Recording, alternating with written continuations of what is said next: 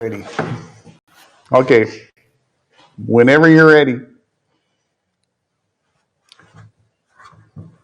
Thanks everyone for coming out. We're for our Classic Car Restoration Club question and answer. I'm Mark Simpson. I'm here joined by Ross Keel tonight again. One of our other guests, Gary, he's been like working in the north parts of the metro lately, so we haven't seen him in a little bit. So doesn't want to come to our side. Yeah, he of doesn't town. want to drive all the way across town. I don't get it either. You know, it's an opportunity for him to improve himself, but we'll just take it as it comes. Weather has finally begun to warm up here in Minnesota. Good and cold. I know other parts of the country it's been good and cold as well. Yeah. So if you're in one of those areas that's been affected by it, we're sorry if you've had to endure some of this kind of Minnesota type weather. It was bad. It was bad. It was bad here. It was, in the 20s and 30s below, and wind chills up, getting even higher, and it was a little brutal. We had a few days where you pretty much didn't want to ever leave the house. So thank God for a heated garage. Yes, and it's getting to be now that we're into late February, we're starting to think about what kind of things, all those projects we were going to get done on the cars all winter. Now we're finally saying, geez, we got to get those started. And we've got the DeSoto project over here with the last time I drove it before winter, it was like on the way home, it was like I started to hear a little rumble out of the rear axle. So I put it on the lift and said, well, I'll get to that. Of course, by the time we finally got to it, it's like the bearing had pretty much disintegrated inside there, and we're making the repairs to get that back on the road. I know Ross here, he's been like searching online, thinking about doing a 9-inch Ford upgrade to a Chevelle. So he's kind of mulling some of those over. So if you got a really good deal on a 9-inch that fits a 68 Chevelle, we got a guy that's just almost itching to put one in real soon. One of those really good parts from a Ford that you can put in a Chevy. There are guys that wouldn't even dream of it. And I for a long time would never consider putting a Ford rear axle in my 35 Chevy until finally I was making some other upgrades, and it was like, geez, all right, I'll do it. And after I finally put a 9-inch Ford in the back of my 35 Chevy, it made me wonder, why didn't I do that earlier? It just made sense. It worked a lot easier. Exactly. It was cheaper to narrow a 9-inch Ford than it is a 12-bolt Chevy. And and if I want to change gear ratios, I can do it in about an hour. So even less if I was organized. Yeah. Oh, we forgot about the organized. Yeah, if I was organized. Yeah. If I was organized. All right. Again, guys, thanks for coming out. Before we get started, I always like to hype something here today. Today it's going to be down below here.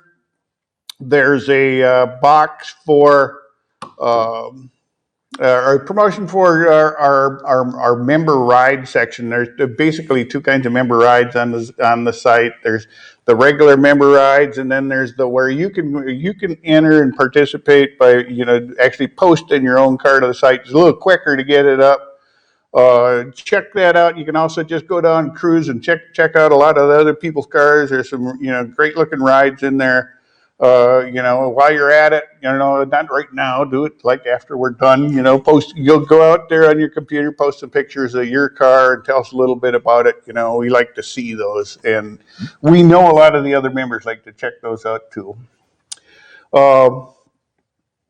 Also, if you want to ask a question, it's the box right below the dialog box here. There's a big white long box.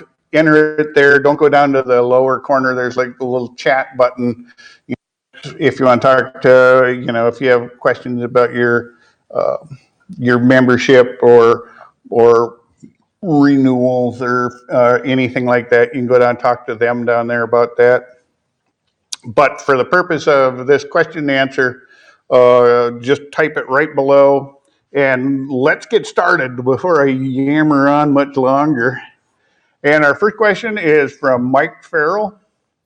Thanks, Mike. He's got a 1974 K10 with a mechanical oil pressure gauge. So in a K10, I think they're actually round gauges in the dash, actually. What's the best way to convert to electrical sensors so I can add a newer style instrument cluster with a tachometer? With a tachometer, he wants, electric. So he wants to convert his oil pressure gauge to electric. So it's probably running a tube up from the back of the block, and he also wants to add electric. So he wants electric gauge, or apparently the new panel he's looking at has electric gauge and has electric tachometer. Electronic tack on it. Yeah. So good upgrade. It's a good upgrade. Having a tack is always nice. And the mechanical is probably a little nicer for accuracy, but the mechanical, yeah, but converting it from a mechanical to an electric isn't that big of a deal. It's usually a different sending unit that actually bolts to the block. And on a Chevy, the most common area is back by the distributor. In the top of the block, there's probably the exact same place where your mechanical is hooked up now. Comes off of, yeah. And I know you'd mentioned yeah, I think if you're going to do something like that, there is oil ports. Going to electronic is going to be, probably that's right above your oil pump on a GM. So I would take out there's plugs along your oil journal on the side of the block. I would pull one of those out towards the front because that's where you're going to lose your oil pressure first. So that'll give you an indication, quicker than when you've got it right above your.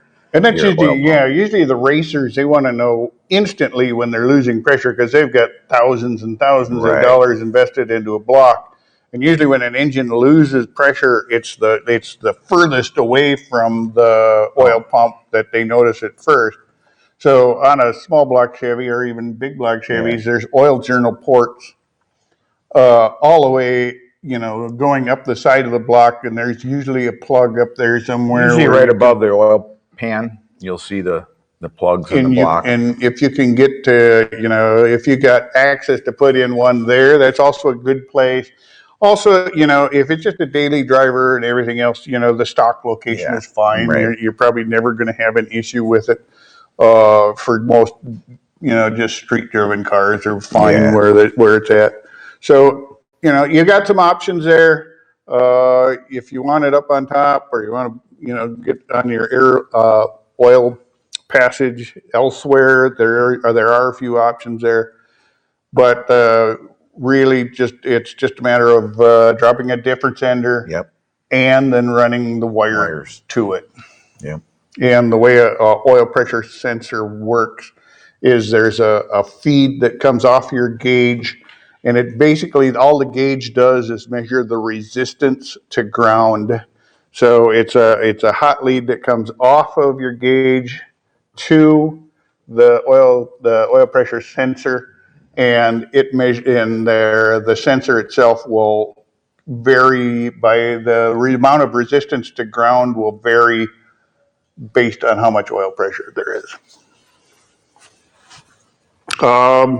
Next, Murray. Murray has a 1973 Mustang convertible. He's having a heck of a time with the driver's and passenger side windows being stable, and go all the way up on his 73 Mustang convertible. My biggest problem is going all the way. It ends about a 1/4 inch shy. The passenger side has a new regulator last year. Any hints on solutions? Also, he was told the the 73 Mustang originally had an A-pillar rail window guide clip. About halfway up the window. Is that true? An A-pillar, so a clip like up on the windshield, A-pillar would be the windshield post. Inside the track. So kind of like I imagine it's like a maybe slide clip. Is it up on the? Well, it'd be up on the A-pillar, wouldn't be down in the thing. So maybe it's like like one of these V guides. I'm assuming when it gets up there close, then it holds it from rattling or moving in there. I can't tell you that. I don't know my 73 Mustangs well enough. I can tell you usually if a window doesn't go up high enough, if you're all the way to the top of your regulator and it's not up high enough, usually there's adjustment in the regulator mechanism itself, the mounting mechanism inside the door. Usually that will slide. It also usually tilts front and back because that's usually what controls the tilt of your window to get that straight. If it's all the way up and you're sure that you have a convertible window regulator in there. Yeah, I mean, I would think like a sedan or something would be shorter. I can't make that call. But I can tell you this: I am going to. I'm not a Mustang expert. I have worked on some, although I know a guy who is a Mustang expert, Bob Wilson over at RJ Restorations. And I'm going to send Mike Murray. I'm going to send your question also over to him, and I'm going to post his reply here probably tomorrow. And Bob is pre-73 and older Mustang expert. He's a judge, a big national judge. He also has a restoration house that they make like $350,000 Boss Mustangs. So they build like, high-end Mustangs. And he's, I know for his personal car, he has a 1971 Boss Mustang. It's a beautiful car. And there's nobody I trust more than Bob as far as an authority on Mustang stuff. As Bob says, he lives and breathes and bleeds Ford blues. So, I'll throw this question out to him tonight, and I'll post his reply in the comments section tomorrow.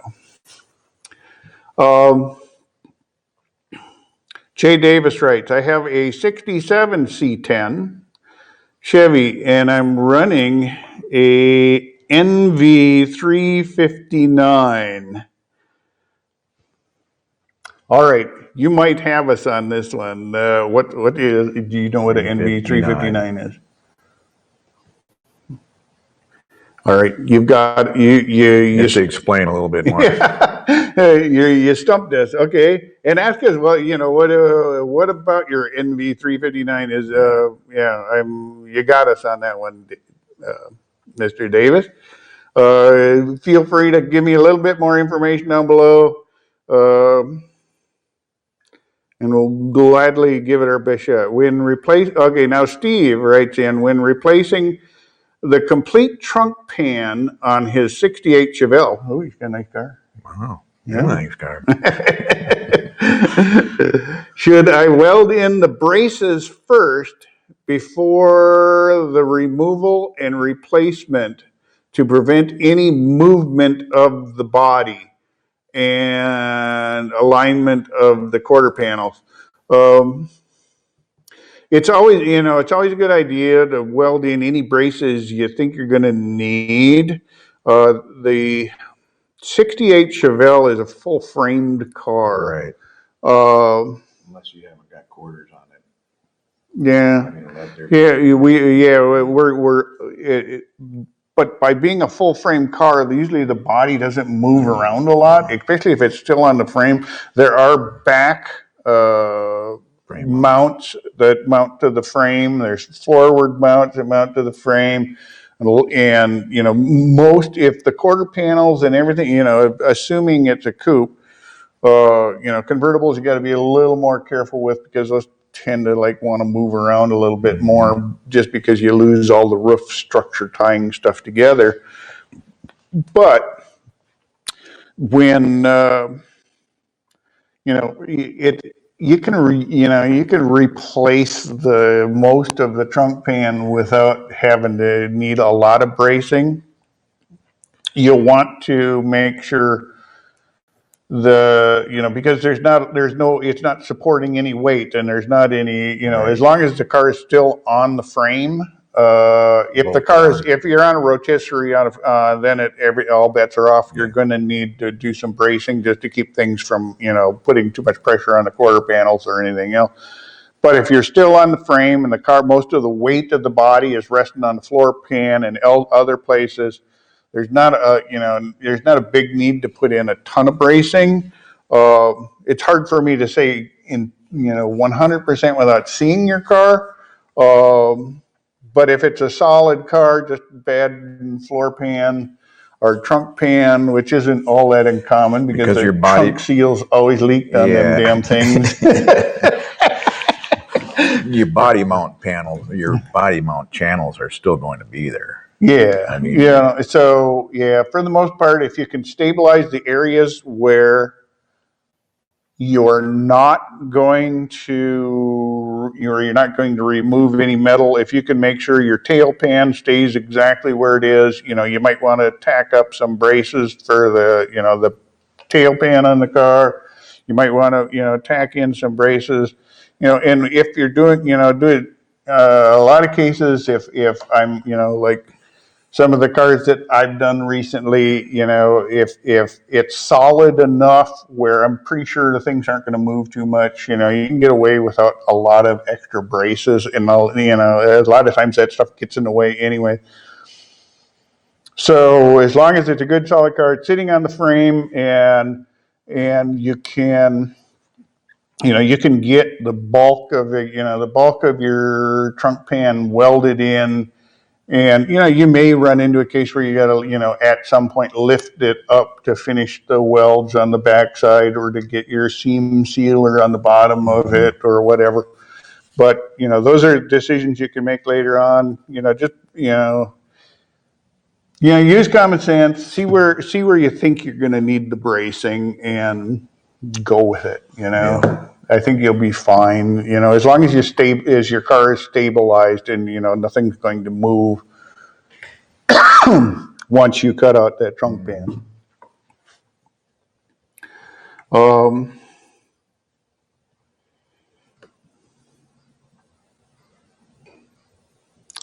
Let's see, we have a Facebook request. Heidi says she has an 18-year-old son who's graduating in June. He plans to attend our local VOTEC, which has a fantastic automotive program. My son would really love to go into restoration. From your perspective, are there any particular classes he should focus on? How hard is it for a young guy to break into the auto restoration field? Should he focus on other areas of auto like collision or repair or maintenance? Maybe fleet and restoration as a side gig. There are lots of ways to go at this one. My son went to Wyotech for, mainly he went for body and collision, but he also took hot rod and high performance engine and upholstery and a bunch of other classes that cost me a ton of money. But with that said, it gave him the skills he needed to walk into almost any, he's worked for some of the premier hot rod shops in the country. And without the skills he learned there, he would have never had those opportunities. I think it's a good start, though. But, training is always a good idea. It depends what he really wants, what really gets him excited. Is he into body painting and collision? And I'll be upfront, that kind of tends to be a little bit of a tougher area. It's easy, if he wants, if you want to get if you want to get the skills and training at Votech and be able to get a job anywhere, then it's usually the mechanic side of it. Right. Where you can get a job anywhere.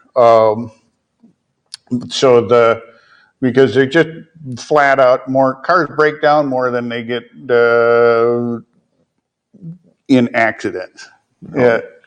Restoration, it is a good idea if you're going to go to tech school for body. Yeah, yeah. Well, if you're going to, not everybody employed in a hot rod shop is a body guy. My son's specialties are upholstery and metal fabrication. Yeah. He's really good at metal fabrication. He's insanely good at metal fabrication. He can do things with metal that, some people look at and go, there's no way he could do that.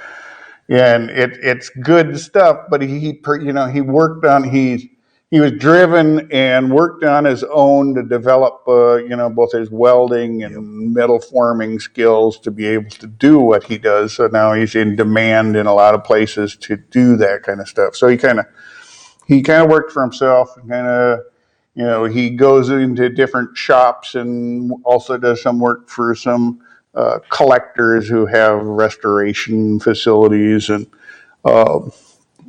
so he's kind of a hired gun in that facility, in that realm. As far as just being able to, if you're going to go to, if I had to tell my son if he was really into automotive schooling, what should he go into? I think. Yes. And I know it's going to come as a hard lesson for everybody, but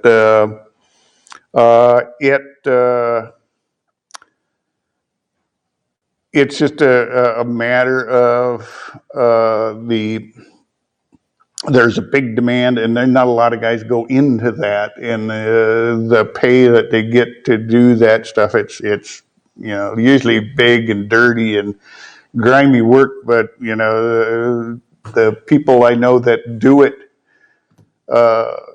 diesel mechanics usually make more than anybody else. Yeah, I mean the auto mechanics, you're always going to school too. Yeah, once you get to learn the big diesels, you're still going to some classes, but the auto mechanics are constant schooling. So. Let's see, Murray writes, I'm trying to put my ride pick. When I click on the show us your ride, it says address can't be found. Any IT solutions? I don't know. I'll have to ask our, our producer who is remote if they have an idea. Oh, well, she did write in. That's strange. Can you try putting in okay. And now Murray says he's lost on. Murray, I'm sorry you're having so much trouble. All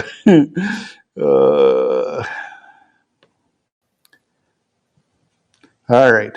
Thanks, Mark. I appreciate you sending my question to Bob. Yep, no problem. I'm sure Bob was going to give you, like I say, Bob is a concourse restoration judge and also, and a car restorer. So we'll have like the definitive answer from him.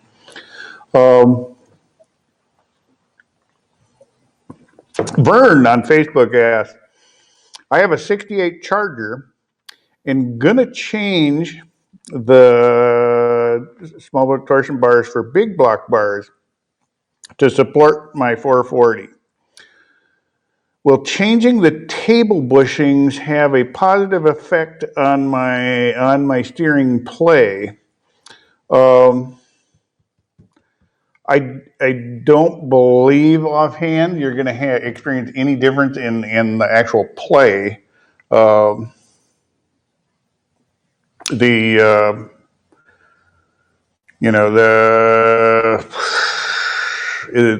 Without, I don't know. I wouldn't think it would make any difference. Yeah, I don't think it's going to make a difference in your steering play. Usually there's enough moving parts on a 68 Charger on the steering system that can throw in unless you've upgraded all your components. Unless they're totally gone. I mean, Yeah. Yeah, my guess would be no, it's not going to make a big difference. not that much moving, even if they're bad. I mean, John writes, I have a 66 Acadia Nova. I lined the doors and interior roof in, it is the Eastwood Dynamat, and all over time it has melted and leaks and runs down the inside of the door and out the drip holes. wow. And off the interior headliner. Wow. And has stained the headliner. Wow. What color is it? Question. We are removing it. I don't blame you if you're having that much trouble. Does anyone know what will dissolve the black tar without removing the paint? And that is what do they call it? A butyl rubber or whatever they use on. And I've done a lot of cars with the Dynamat. Most of my cars are also done on the roof. We use the Dynamat on the roof of the 57, and it does a great job of knocking out the noise and getting rid of the heat. I wasn't aware of any issues with the Eastwood stuff. I do know even with the Dynamat stuff and the Hush Mat stuff, when you put it on the floor, if you got like some like small drill holes and stuff like that, in time, that stuff will kind of ooze out and come through the holes a little bit, but it's usually, about a 1/4 inch long, and it's not like running out, dripping out. So I don't know. It surprises me to hear it. Right. But yeah, you wouldn't think it would do that, but it doesn't. Maybe I can't speak to. I've never issue though. Yeah, I've never installed the Eastwood brand. Not that I'm going to bash Eastwood. I'm just not familiar with it. I've never used it. I have used the Hush Mat. We did use the Hush Mat on yours. I've used almost exclusively Dynamat on a lot of my cars. There are other brands. There's a host of, it seems like nowadays there's a host of different brands of that. As far as what cuts that, oh boy, my gut says, to use something like, something not too volatile, but yet kind of cut some of that stuff, but you're still going to have to scrape on it and everything else. There is a 3M adhesive remover that works pretty well on paint. But to remove like big sheets of that out of your interior, my gut would start with things like mineral spirits and stuff like that, stuff that normally cuts kind of petroleum kind of stuff, and is at least mineral spirits isn't too volatile. You're not going in it. And like enamel paint, mineral spirits won't harm enamel paint. That's what pinstripers will use to not only wipe your car down with to get like a lot of the waxes and stuff off before striping it. But if they make a mistake while they're striping it, they just use mineral spirits to wipe that off. There are some, like One Shot will make some hybrid versions of mineral spirits, but essentially what they're using is mineral spirits to wipe off the paint on your paint. So I would think that a mineral spirit might be a good solvent to try.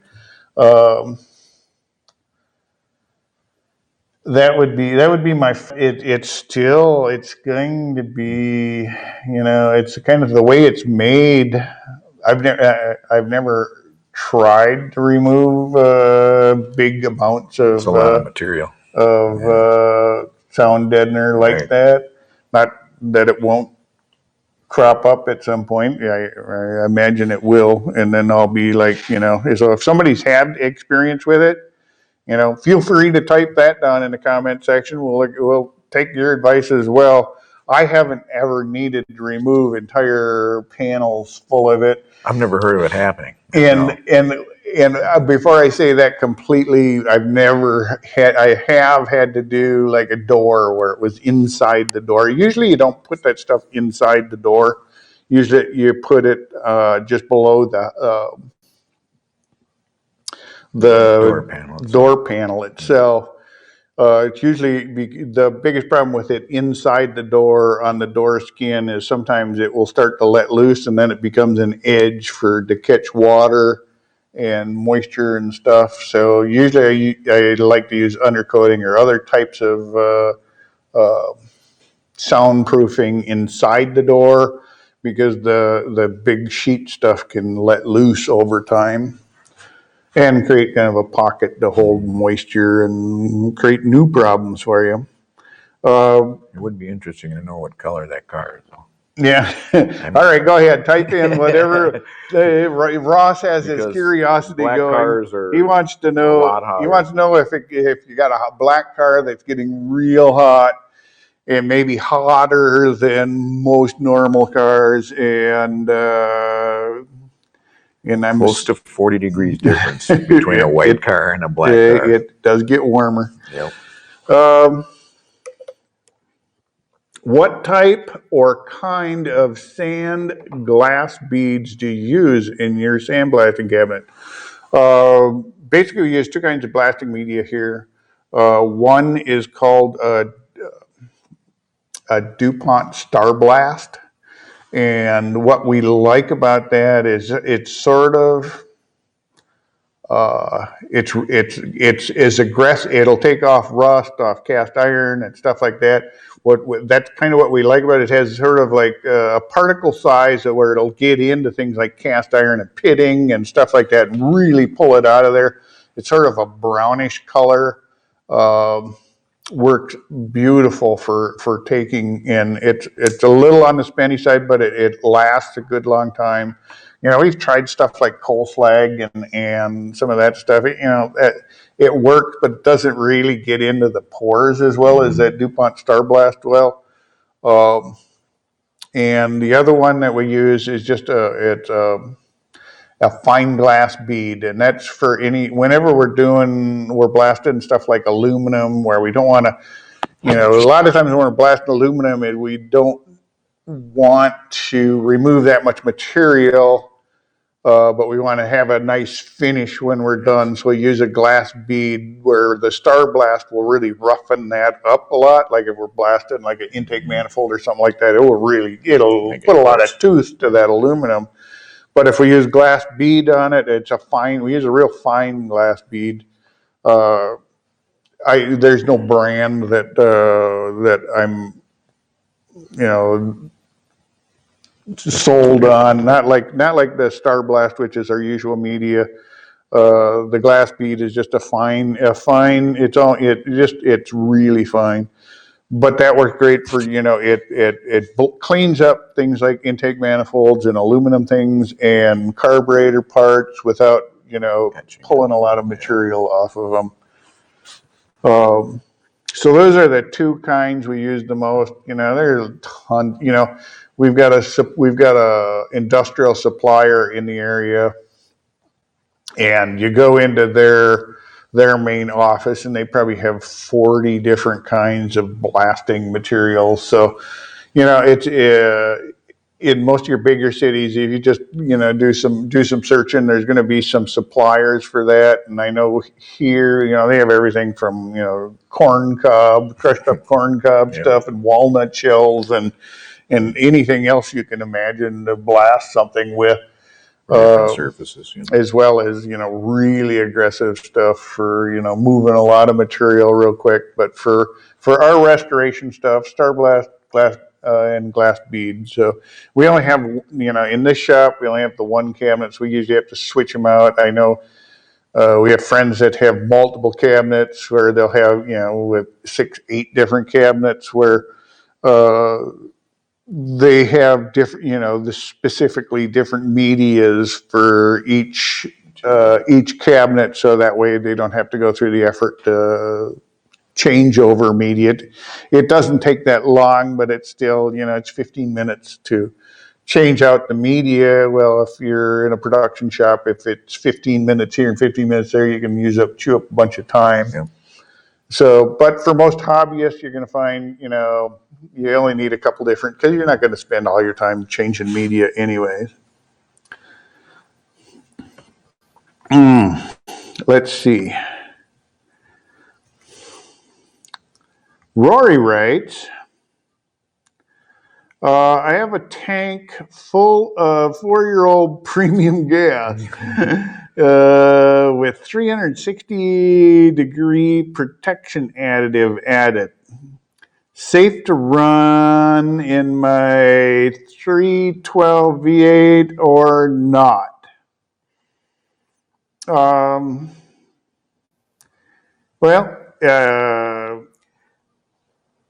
Maybe if it's still running on it. Usually, by the time you get out, It would just, by the time you get out 4 years, a lot of gas will start to smells. lose its, efficacy. It starts to, the octane rating comes down, even with gas stabilizers, starts to get, you're into that kind of gray zone. If it runs, it runs. What's the best way to dispose of 20 gallons of gas? Usually, question.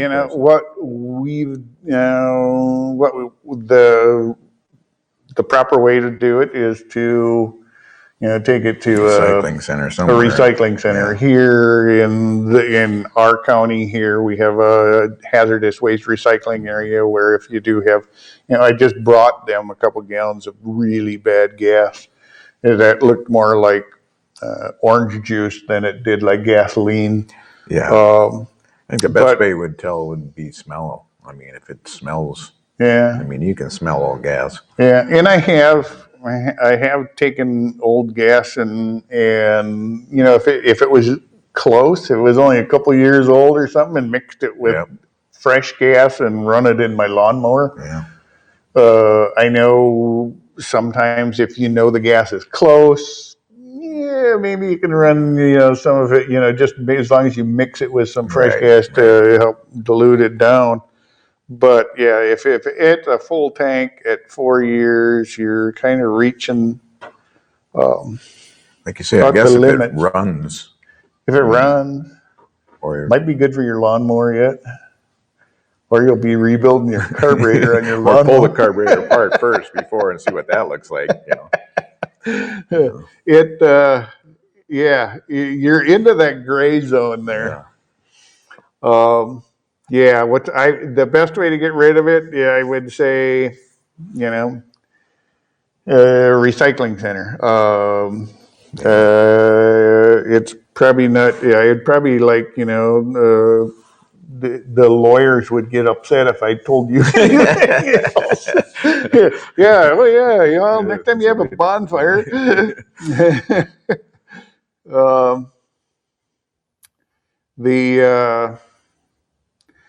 Let's see, John writes in, we were pulling out, but left with a black sticky tar that we were scraping out, but it was difficult.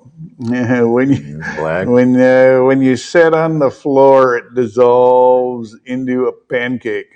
Oh. Yeah, that, it sounds like that. I don't know. It just, for that, even the Dynamat and stuff that I have scraped out of stuff, it doesn't act like it's that liquid. Wow, I'm surprised, and I've never run into that. But usually. I'd say if that car got that hot, I can see it never going to harden again. Yeah, I don't know if it's just if it's that late, if you can scrape it out and it just forms a puddle. that's I don't know. Maybe needs a lawyer to go after Eastwood. No, Ooh, no, I that's didn't say that. No, that is very unusual. I'm not sure what that is. Yeah, I did say it was a black. Robbie writes he's never had the issue with the Dynamat.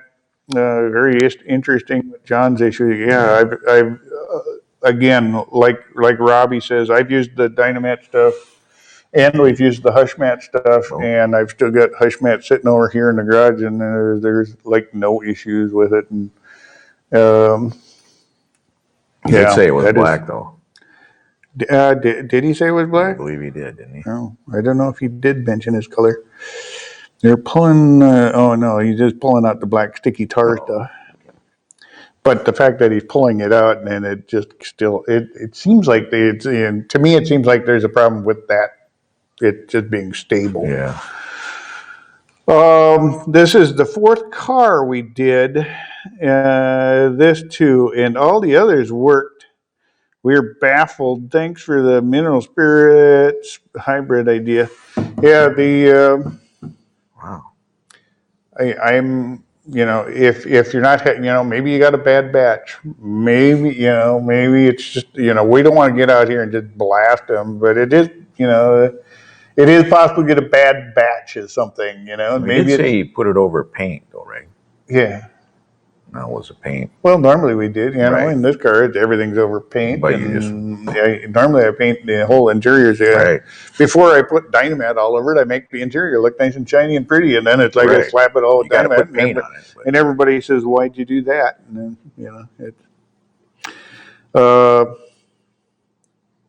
let's see.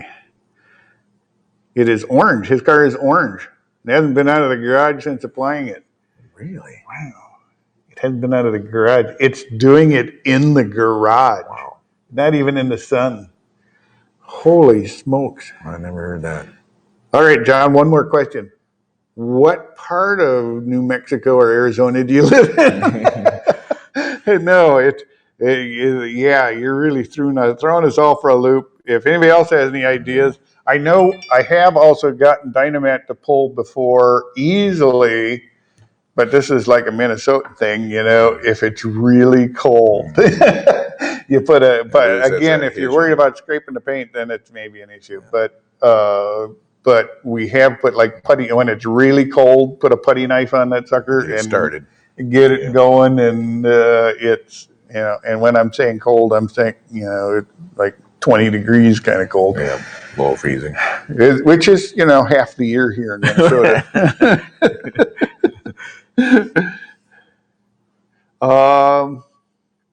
My 73 Mustang has hard starting once it's hot from running for a while.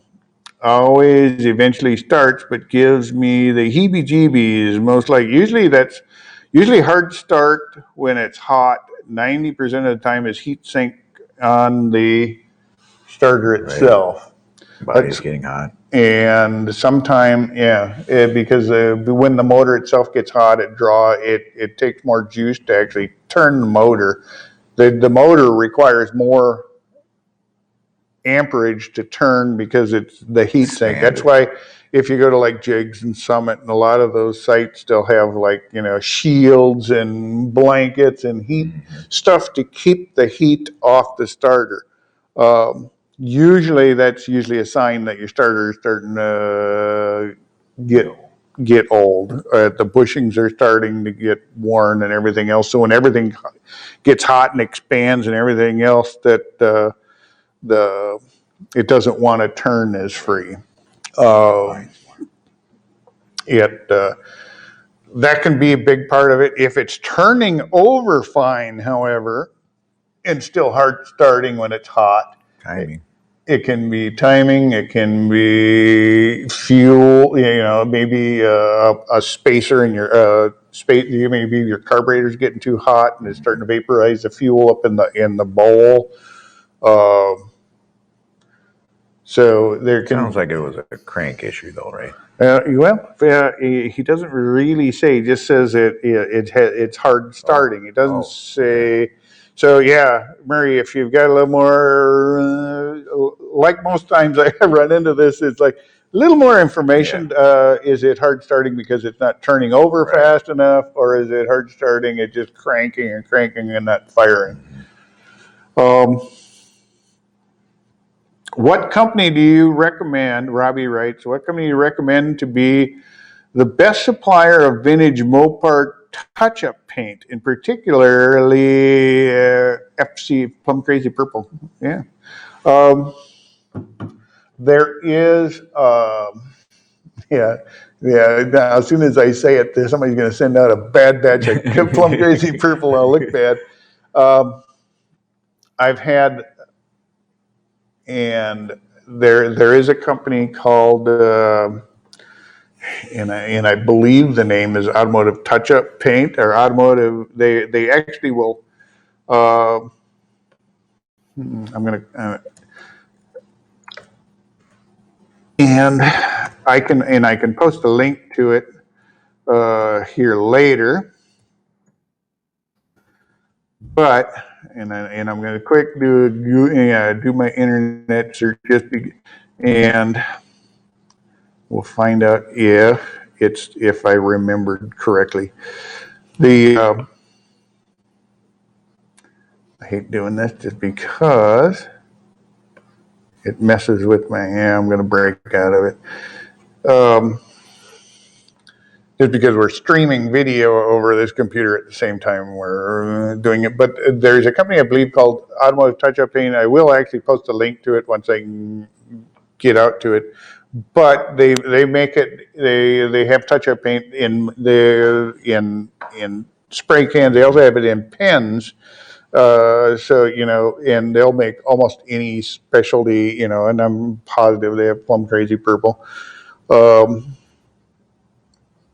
So it's real convenient for those, you get to the car show, you're all ready to show your car, and suddenly you see, a chip somewhere on your car you drove, and you got a little chip. It's nice to be able to, give it a little touch up. And don't think you're unique. I've been to the Detroit Autorama and witnessed, Chip Foose crawling on the ground, touching up the paint with a paintbrush on a car that he's brought to compete for the Grade 8. And so it's not unique to get chips in paint. Yeah, I've seen high-end show cars do the same stuff. Like I say, there's Automotive Touch-Up Paint, I believe, is the name of the company. I can't recall correctly. I do have it in my resources, and I'll get that posted up here. Also, know your paint supply. If there's guaranteed your car is probably not stock. It's not original Plum Crazy Purple that came from the factory on the car, plus color change over time. Red pigments and yellow pigments tend to fade out of stuff, and the paint will actually change in time. So you can go to most higher and most high quality automotive paint stores, and you can drive up in your car, tell them to take, readings off your car, get like a dozen readings. They average them all out. They'll mix you can get a pint of paint mixed up that will perfectly match your car. Most high quality, good automotive supply paint stores offer that service. And I know you've had it done with your car. 1994 paint. Literally matched it perfect. And his car was 30 some years old. The paint job on it was 30 some years old, and it was like, well, how are we going to match that? And it's like, well, let's go to the parts store. And they took multiple readings, and then they were able to mix up paint that matched it perfectly. There's a mercury color for some reason. Yeah, whatever. Yeah. So I put Ford shit on some of my shit. But so know that those services are out there, to expect that any paint fresh out of a thing is going to match dead on is probably a lot to ask. But if you can just get a pint mixed up, you know, you can put that even into smaller bottles and seal it up, and then have a little paintbrush with you and touch that stuff up. It works out. It works out good. It's a good way to go. And then you've got automotive quality paint, you know, on there too.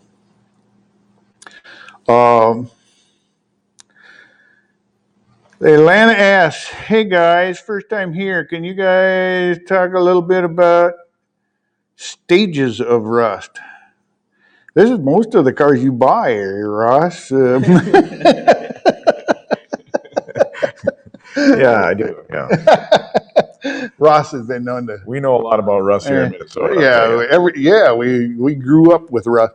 You know, stages. I'm not sure there's defined stages. Usually it's like light surface and then heavy and then rust, heavy rough scale. Pretty much the majority of rust comes from the inside. So. And then, you know, it's like our recently passed good old buddy Zippy looked at my plow truck and the first thing he said is, "Oh, you got the one with the rocker panel delete option." Yes, he did. Zippy was always a straight shooter, though. Yeah, so. Like it is. But, you know, I think with any, you know, the idea in restoring any classic car is to get rid of the rust, you know, whether it be light surface rust, which can, you know, be removed either with, you know, light media blasting or, you know, even there's some liquids and stuff on the market that will, you know, evapor rust and stuff like that, that will chemically remove the rust even if you've got like heavy scale and stuff. You know, but ultimately, you know, the goal is to just remove the rust. Best thing, like you said, take it out. And take it out. Because, you know, it's like, I would say 80% of rust comes from the inside. You know, I agree. I agree. More 90% of the time when you see rust on a car, it's coming from, you know, inside. Unless it's, you know, from, you know, Arizona or something where it just like baked itself away, you know. Yep.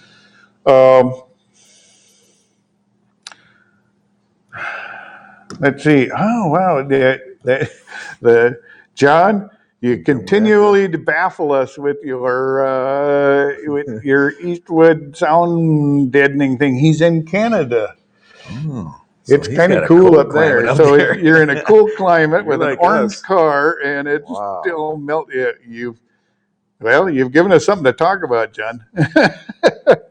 I just kind of think, you know. Okay, Murray says his Mustang is cranking hard. Yeah, I would tend to think starter. Usually, if it's hard cranking, it's starter. It can be also, you know, sometimes if you go to a bigger, because when it's, you know, it's going to draw more amperage when it's hot.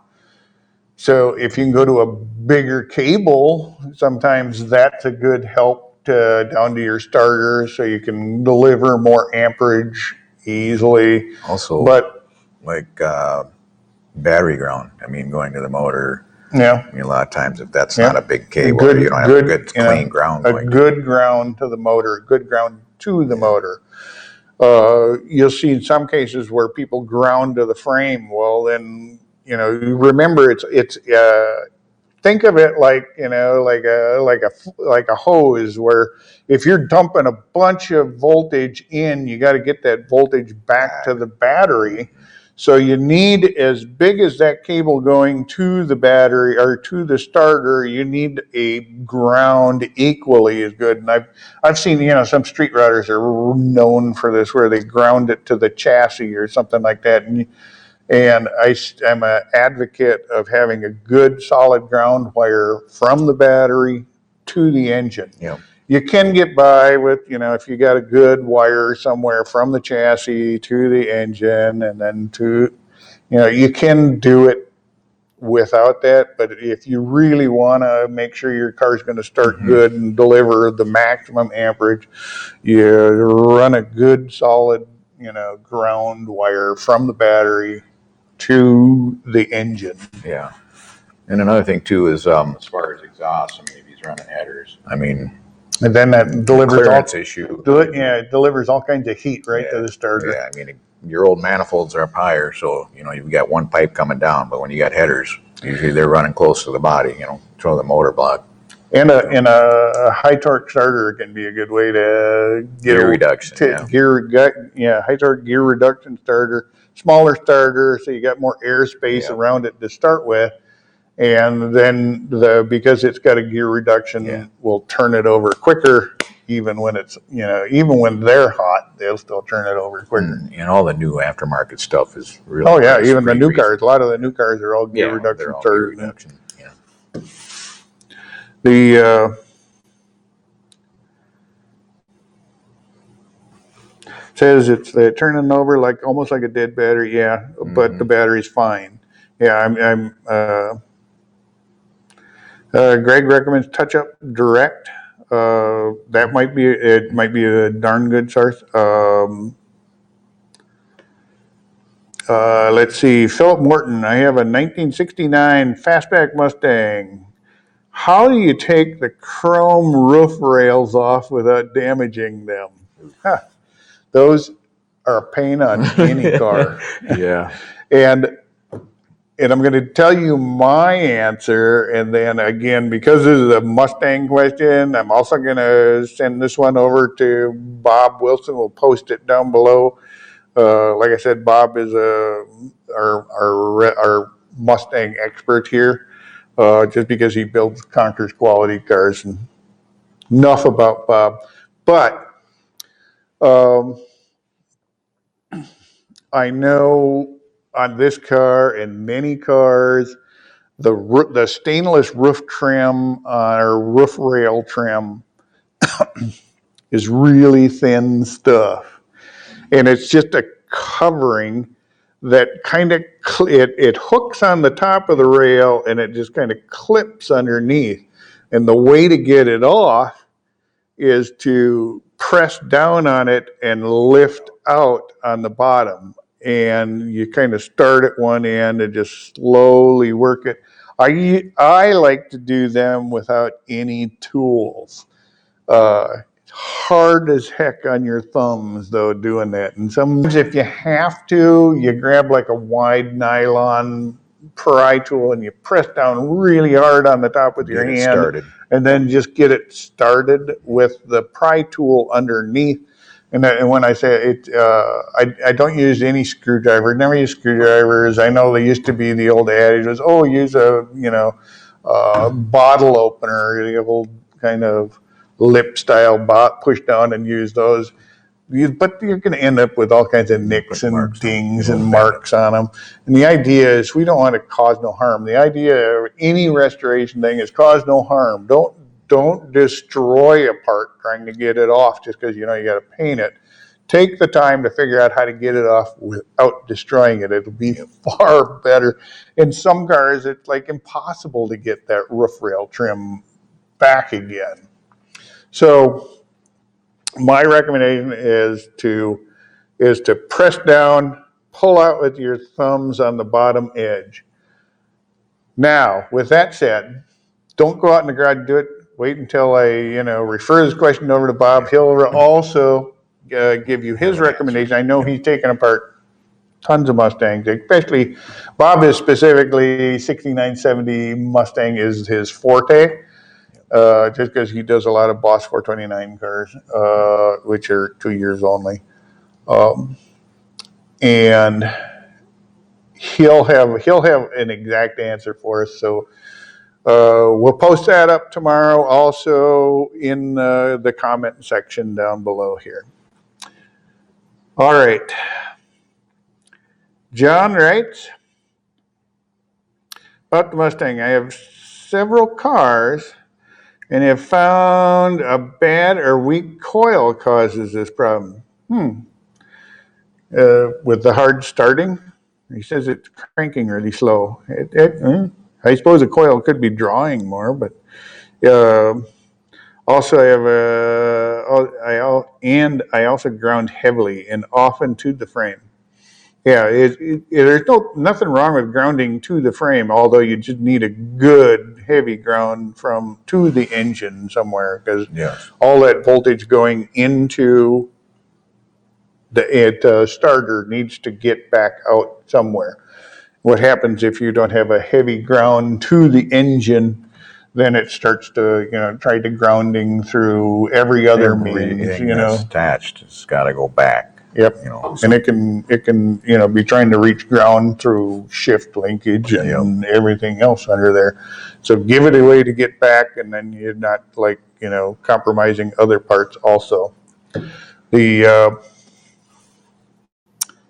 And before I forget, guys, don't forget, to go out to the site, post up pictures of your cars. Right down below there, show us your ride. Yeah, it's a great chance. You can go down there and click. You can check out other members' cars. You can post, as long as you're checking them out. You might as well post pictures of your cars while you're there. A lot of really great rides. You guys really have a lot of great rides. I know I have a couple of questions that we're going to answer tomorrow when I talk to our good friend Bob's Mustang specific stuff. I'll be posting those down below in the comment section. I want to thank everybody for coming out tonight. We've kind of reached the top of our hour here. I appreciate everybody coming by. I appreciate, all the great questions. Once again, we didn't even get to all the questions that were mailed in, although usually the emailed ones, we respond to those. We also bring them up here, and maybe some of you guys have advice too. In the meantime, we're going to get back to work in the shop. We've got a rear axle that we got to get fixed in that one, and maybe a rear axle we got to buy for that one yet. That's right. We'll see. I didn't see anybody coming on about a free 9-inch for a Chevelle. I didn't hear anything. Anyways, guys, thanks for stopping by tonight. We look forward to it again. We'll talk to you later.